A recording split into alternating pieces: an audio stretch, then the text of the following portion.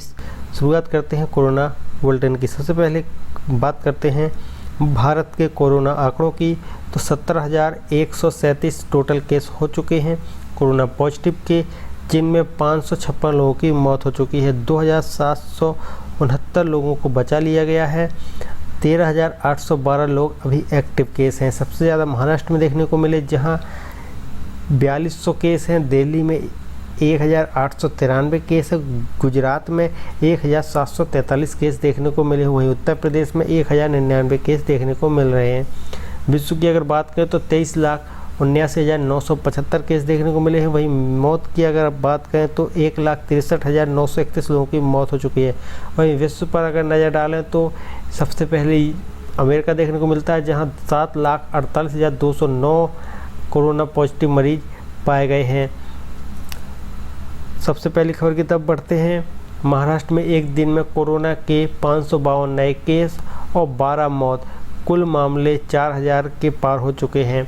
महाराष्ट्र के स्वास्थ्य विभाग ने बताया कि राज्य में रविवार को कोरोना वायरस संक्रमण के 552 नए मामले दर्ज हुए, जिसके बाद कुल केस बढ़कर 4200 हो गए हैं। वहीं रविवार को 12 मौतों के बाद मृतकों का आंकड़ा बढ़कर 223 हो गया है। विभाग के मुताबिक अब तक 507 मरीजों को डिस्चार्ज किया जा चुका है। आगे खबर की तरफ बढ़ते हैं। कोरोना के नेगेटिव रिपोर्ट पर ही मुस्लिमों को प्रवेश, यूपी के अस्पताल ने दिया विज्ञापन। मेरठ यूपी के एक अस्पताल ने अखबार में विज्ञापन दिया कि मुस्लिम मरीज कोरोना वायरस संक्रमण की नेगेटिव रिपोर्ट लेकर ही हॉस्पिटल आएँ। इसके अलावा अस्पताल ने लिखा है कि हम हिंदू जैन परिवारों, जिनकी में अधिकांश कंजूस हैं, उनसे आग्रह करते हैं कि वे पीएम केयर फंड्स में दान दें। हालांकि एफआईआर होने के बाद अस्पताल ने दूसरा विज्ञापन जारी कर माफ़ी भी मांगी है।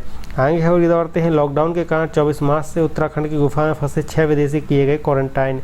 ऋषिकेश उत्तराखंड में गंगा नदी के किनारे एक गुफा में 24 मार्च से फंसे 6 विदेशी नागरिकों को पुलिस ने बचाकर क्वारंटाइन किया। लक्ष्मण झूला थाना इंचार्ज RK कठेत ने बताया कि ये सभी विदेशी यूक्रेन, तुर्की, अमेरिका, फ्रांस और नेपाल से हैं। बतौर खबर ये सभी विदेशी पैसों की कमी के कारण होटल से निकलकर गुफा में गए थे। आगे खबर दौड़ते हैं। घर ही नया ऑफिस है, इंटरनेट बन गया नया मीटिंग रूम।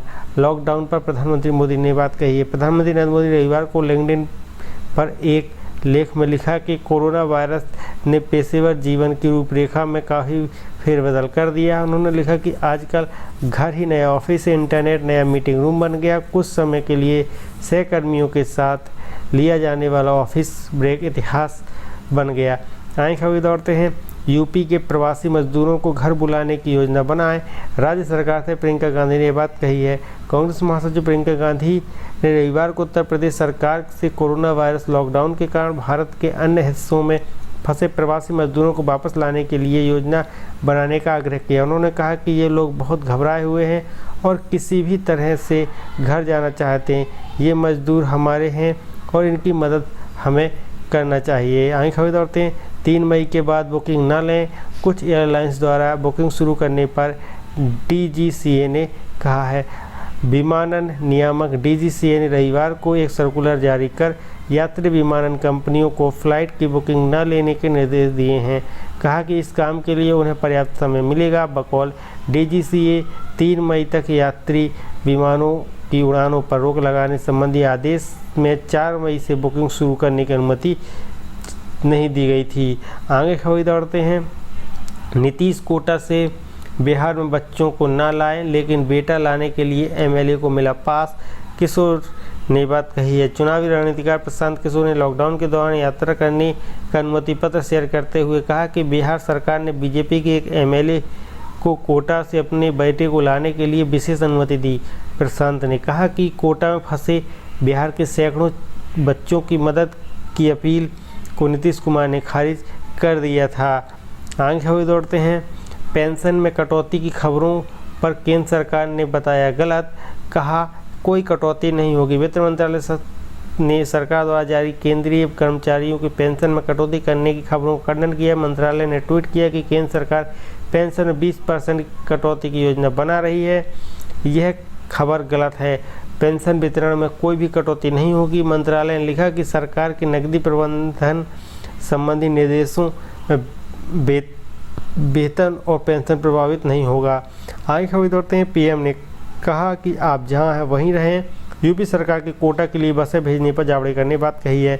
यूपी सरकार द्वारा कोटा राजस्थान में फंसे छात्रों को वापस लाने के लिए बसें भेजने को लेकर पूछे गए सवाल पर केंद्रीय मंत्री प्रकाश जावड़ेकर ने कहा कि प्रधानमंत्री ने बाहर फंसे लोगों से कहा है कि आप जहां हैं वहीं रहें। उन्होंने लॉकडाउन सफलतापूर्वक आयोजित किया गया, दुनिया इसकी प्रशंसा कर रही है क्योंकि कोरोना से लड़ने का यही एकमात्र तरीका है।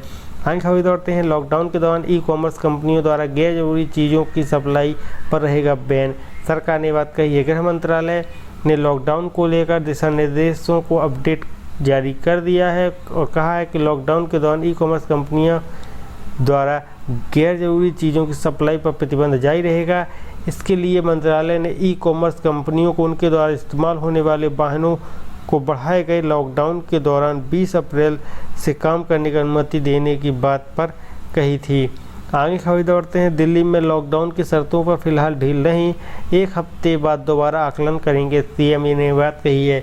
दिल्ली के मुख्यमंत्री अरविंद केजरीवाल ने कहा कि 20 अप्रैल से राष्ट्रीय राजधानी में लॉकडाउन की शर्तों पर कोई ढील देने का फैसला नहीं लिया गया। उन्होंने कहा कि अगर आईसीयू आदि कम पड़ गए और लोगों की जानें चली गईं तो हम खुद को माफ़ नहीं कर पाएंगे।